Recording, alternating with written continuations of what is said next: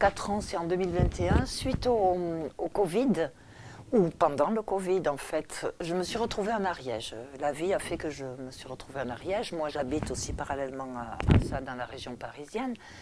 Et là longuement, j'ai des longs moments en Ariège. Et pendant le Covid, je me suis dit, tiens, pourquoi pas justement, plutôt que ne pas être actif, faire quelque chose. Et donc j'avais dans l'idée, depuis longtemps, je suis un petit peu préoccupée par les crimes contre l'humanité et puis comment ils s'opèrent. Comment s'opère un génocide, quelles sont leurs genèses à ces crimes contre l'humanité, les génocides ou les crimes contre l'humanité en général, mais on peut même déborder les crimes d'État, les crimes de guerre, les crimes qui sont dus à des décisions politiques ou mis en place par tout un système et un régime politique. Et cela m'intéresse pour savoir, pour un petit peu me questionner. Je me suis questionnée, et on est nombreux, hein, bien sûr, je ne suis pas la seule, à se questionner sur savoir comment les petites personnes, avec leurs petites histoires, hein, sont aux prises de la grande histoire, et sont aux prises de la grande histoire et agissent. Mais quand on pense aux nazis, ils ont tué de sang-froid, comme ça, les uns après les autres, des bébés, des enfants, des machins. On voit ça encore aujourd'hui. On voit aujourd'hui où des humains qui, avec leurs croyances et leurs convictions politiques, leur vision du monde, arrivent à tuer, sans compassion aucune, en justifiant même leur tuerie, des enfants, des civils, des gens qui n'ont rien à voir avec leur guerre, quelque part, directement. Donc ça pose question, quand même. Donc c'est un peu pour ça que j'ai voulu mettre en place cet événement, cette manifestation, cette rencontre, pour inviter des historiens qui sont dans la recherche depuis très longtemps, c'est leur métier, ils ne font que ça, ils sont dans la connaissance, eux-mêmes, par leur recherche, parfois, avaient une opinion, et leur recherche a fait que leur opinion s'est évaporée, parce que leur recherche leur prouve le contraire. Et donc, c'est ces gens-là qui travaillent depuis des dizaines d'années et qui se questionnent là-dessus que j'ai voulu convier, alors qu'ils soient conférenciers, chercheurs, artistes. Il y a aussi la société civile, les associations. Voilà, donc c'est pour ça aussi que petit à petit, depuis 2021, on a persévéré, on en est à la 4e édition, et l'an dernier on avait un petit peu plus resserré sur l'Ariège, puisque ça se déroule en Ariège et qu'il y a beaucoup d'histoires en Ariège d'hier, aujourd'hui, et pour demain aussi. Et donc il y a vraiment des responsables de structures mémorielles et qui travaillent, qui sont vraiment préoccupés par tout ça, qui font un travail remarquable depuis des dizaines d'années. On les a conviés depuis la première année, et puis petit à petit on se fait partenaire. Cette année, je leur ai donné une carte blanche. Oui, cette année, nous sommes passés pour la 4e édition au mois de mars. Nous avons décidé, la petite équipe que nous sommes, de programmer ça d'une manière un peu plus cohérente pendant la semaine nationale de la lutte contre le racisme et l'antisémitisme. Le 21 mars, c'est la journée mondiale pour la lutte contre le racisme et on y tient beaucoup. Et on se disait que c'était plus cohérent un petit peu. Et puis, du coup, ça nous permet de nous intégrer dans certaines programmations aussi. Peut-être qu'il y aura un petit peu plus de lisibilité avec ça, mais surtout une cohérence, un sens un peu plus épais, voilà. C'est un petit peu notre choix. Des gens, et puis j'ai invité des gens internationalement connus, je le dis, parce qu'ils ont dit tellement, oui, tellement vite, je les ai avertis, certains, fin janvier. Fin janvier, ils se sont mis en 4 pour se libérer pour ce moment-là, parce qu'ils ont trouvé ça vraiment pertinent, surtout à l'heure actuelle, malheureusement, hein, c'est à toute époque je pense, mais à l'heure actuelle peut-être un petit peu plus dans notre nation, dans notre pays, j'en sais rien, hein, peut-être, je m'aventure, je parle peut-être personnellement, mais en tout cas ils ont trouvé ça très judicieux de faire ce genre de choses, et surtout dans un milieu rural, et eux-mêmes ça leur plaît de venir rencontrer des publics. Ils sont toujours trimballés dans des trucs très institutionnels, même si c'est des gens qui, dès qu'ils en ont l'occasion, vont faire même des cours, enfin, ou même des conférences devant des élèves, dans des bleds partout en France, et partout en France et Navarre. Mais là, voilà, ça les intéresse, ça les titille, c'est une ouverture pour eux. Et pour nous, de les recevoir, évidemment, c'est super. c'est prestigieux pour le match d'asile, vraiment. Il y a des gens vraiment très conséquents cette année, hein, chaque année, hein, de toute façon. Nous, on ne fait pas de hiérarchie, mais c'est tout simplement que c'est chouette ces rencontres-là. Et puis, comme ça, on va se parler. Comment ça se passe quand tu travailles toujours dans ton petit, dans ta localité, avec ferveur, avec assiduité. Je pensais aux Olivier Nadous, Gilbert Lazaro, les Hugues Vergès, les Annick Vigneault, tous ces gens-là qui travaillent en Ariège vraiment, et avec une grande ouverture d'esprit d'ailleurs, bien sûr, hein, ça ne veut pas dire qu'ils sont restés toujours dans cet Ariège, mais leur travail, là, il est là. Et donc, comment ça se passe lorsqu'on rencontre des chercheurs qui internationalement, alors ils sont confrontés à l'Élysée, ils sont confrontés à des choses, parce que des fois ils veulent rendre justice à certaines victimes ou certaines recherches qu'ils ont découvertes. Alors ce ne sont pas les mêmes démarches, mais finalement il y a les mêmes logiques. Et donc c'est intéressant qu'on se rencontre et que le public rencontre toutes ces personnes en même temps. Enfin voilà, aussi qu'on profite ensemble de se rencontrer. Déjà du 18 au 22 mars, ça sera traduit en langue des signes. Et on y tient, on a même un peu honte de ne pas l'avoir fait dès le début, hein, donc mea culpa auprès de tous les sourds et sourdes, et toute la population sourde. Donc il y a un moment fort d'ailleurs concernant cette population, la population sourde et sourds, puisque le mardi 19, on consacre la soirée aux sourdes et sourds. Donc il y aura un spectacle par Jean-François Piquet, Jeff, qui est connu dans la population, parmi la population sourde, bien plus que parmi les entendants. Et ensuite, il y a une conférence avec ce grand chercheur, ce grand monsieur reconnu et qui a fait un travail de recherche extraordinaire, qui est monsieur Yann Quentin.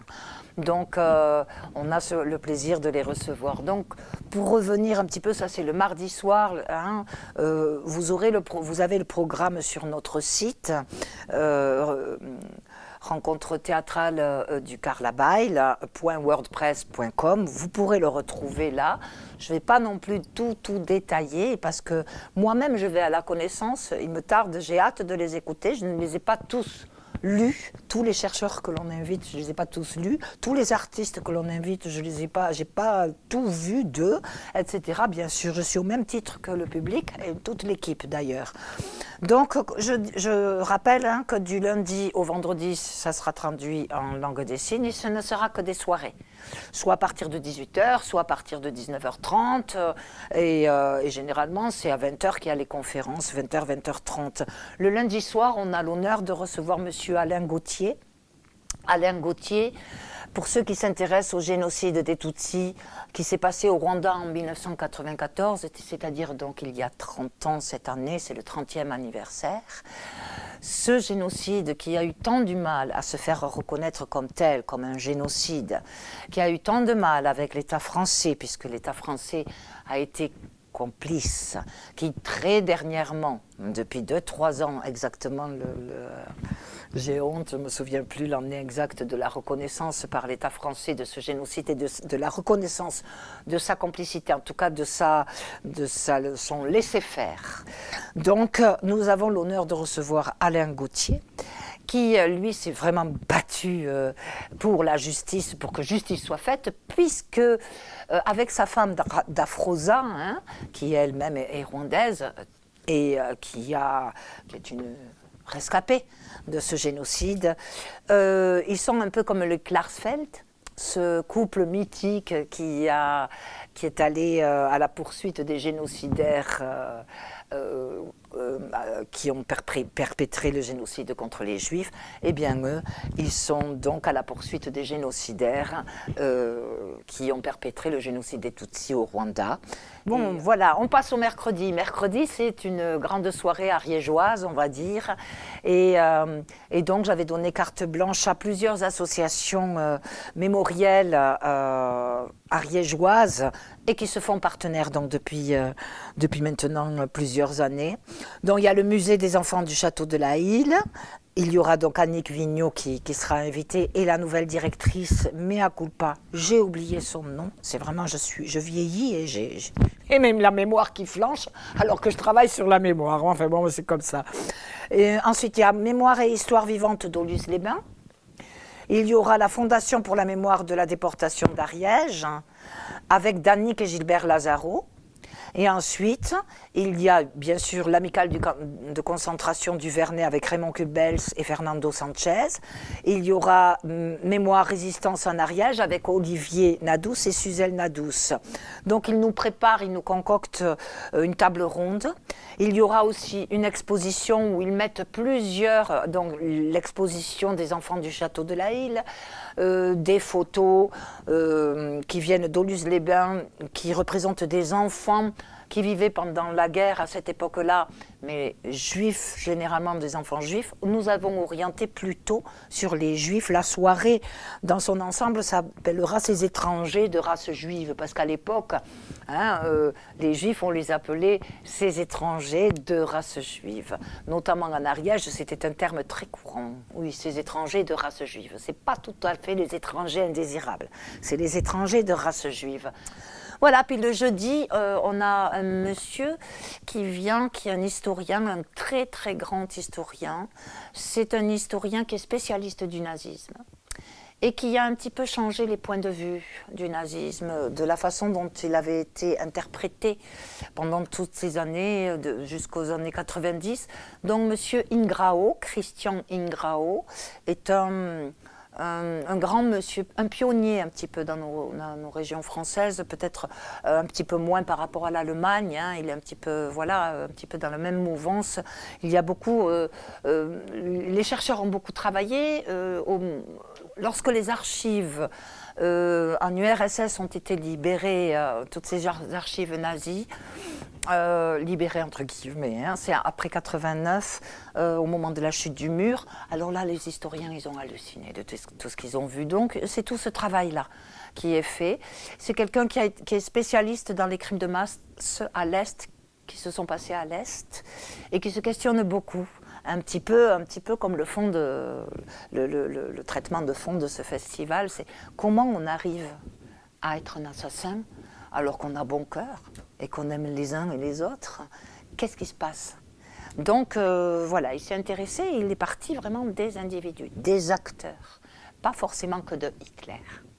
Voilà, donc ça vraiment à venir écouter, les passionnés d'histoire et les autres, ceux qui ont envie d'en savoir un peu plus sur cette époque et sur quelle était la vision du monde finalement du nazisme, parce qu'on oublie souvent que c'était une vision du monde et qu'ils y croyaient dur comme fer.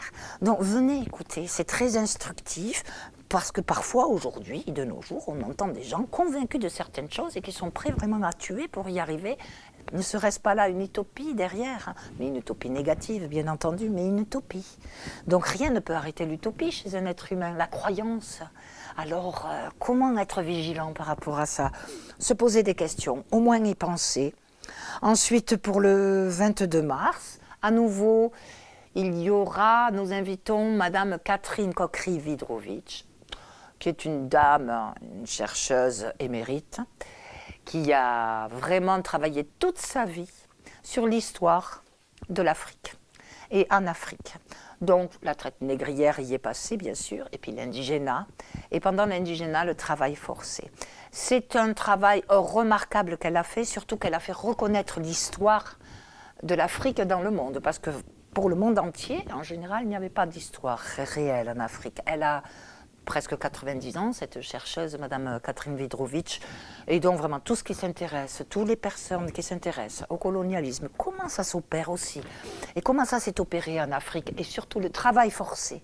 Comment on met en place le travail forcé, comment le travail forcé a pu construire des routes, des autoroutes, des trains, des voies ferrées. Eh bien, venez écouter Catherine Cockry-Widrowicz, sa conférence sera suivie par un film. Un film qui s'appelle Congo-Océan. Congo-Océan, c'était une voie ferrée, et c'est toujours une voie ferrée, qui existe au Congo, en République du Congo, qui va de Brazzaville à Pointe-Noire et qui a fait des milliers et des milliers et des milliers de morts. Il y a des charniers tout le long de cette voie ferrée, parce que ce sont des indigènes, parfois attrapés au lasso, hein, la bonne armée française les attrapait au lasso, les tirer, les amener, les forcer au travail, et parfois leur durée de vie pendant le travail était de 5 jours. Le samedi 23, là on parle du colonialisme qui concerne l'Israël, et la Palestine. Donc nous invitons ce grand cinéaste, Eyal Sivan, qui œuvre depuis des lustres, des dizaines et des dizaines d'années, qui est un grand cinéaste aussi de par sa qualité artistique. On pourrait dire que c'est du cinéma d'essai, du documentaire d'essai, d'art et d'essai. Eyal Sivan est israélien et a toujours eu un œil très critique par rapport à son gouvernement et très juste. Et pour nous, on est très émus de le recevoir. Il y aura 2 films, tout le samedi au cinéma du Mas d'Asile. Et puis pour le dimanche 22 mars, place au théâtre principalement. Le matin, avec beaucoup d'humour, Laurent Petit a décidé de psychanalyser le colonialisme parce que pour lui, à ses yeux, c'est quand même quelque chose de très tordu, de très retors, et vraiment il faut s'en occuper sérieusement parce que ça c'est vraiment une pathologie. Alors il prend ça avec beaucoup d'ironie et d'humour. Il a inventé une espèce de... Enfin, il a inventé, je crois qu'ils sont plusieurs, l'Agence nationale de psychanalyse urbaine, la NPU, n'est-ce pas, c'est un petit clin d'œil, et donc bien sûr qui s'efforce de mettre le monde sur le divan, et surtout les périodes colonialistes. Donc voilà, nous aurons droit à ça. C'est aussi ouvert aux enfants, à toutes les familles, hein, les enfants peuvent en profiter. Je crois qu'il y a beaucoup d'humour et beaucoup de pédagogie, mine de rien, mais avec beaucoup d'humour. L'après-midi, il y aura une conférence avec Armelle Mabon, que l'on a invité l'an dernier, qui nous a parlé de Jeanne Sivadon, cette résistante qui est enterrée au Mas d'Asile. Et cette année, toute autre chose, hein, c'est le massacre de Tiaroy. Tiaroy, ça se trouve au Sénégal. Il y a eu un massacre de commis en 1944, au moment de la libération, et au moment de la libération de certains prisonniers, tirailleurs sénégalais. Et à leur retour, il y a eu un massacre. Elle vous expliquera davantage. Elle appelle ça un mensonge d'État. C'est une historienne qui se bat pour la reconnaissance de ce massacre. D'ailleurs, grâce à elle, c'est reconnu comme un massacre et non pas comme une tuerie ou comme quelque chose de plus euphémisé. Donc, c'est vraiment quelqu'un qui se bat aussi au niveau juridique, au niveau des droits, et qui donc va nous faire part de son parcours et un petit peu de ce pan d'histoire que l'on connaît mal sur les tirailleurs sénégalais qui se sont battus pour la France et qui, à leur retour, ont été massacrés parce qu'ils demandaient leur solde, en fait. Donc, et après cette conférence, il y aura, pour clôturer le festival, enfin pas le festival, la manifestation, pour clôturer ce moment-là, et il y aura un spectacle qui s'appelle Oba Tiaroy de Aïcha Euzé, qui est une artiste qui a écrit un triptyque, enfin qui est en train d'écrire la 3e partie de quelque chose sur Tiaroy, et donc nous aurons affaire au 2e volet. Je pense que c'est quelque chose de très très très sensible, et c'est sur les recommandations de la conférencière Armelle Mabon que nous avons invité Aïcha Euzé. Petite parenthèse, ceux qui ne peuvent pas venir à la conférence de Armelle Mabon le dimanche après-midi, sachez que le jeudi à 20h30, elle est programmée aussi, cette conférence, au musée de la déportation et de la résistance de Varilhes, qui est notre partenaire depuis la première édition. Voilà, c'est clos, j'ai fini. Bienvenue et rencontrons-nous.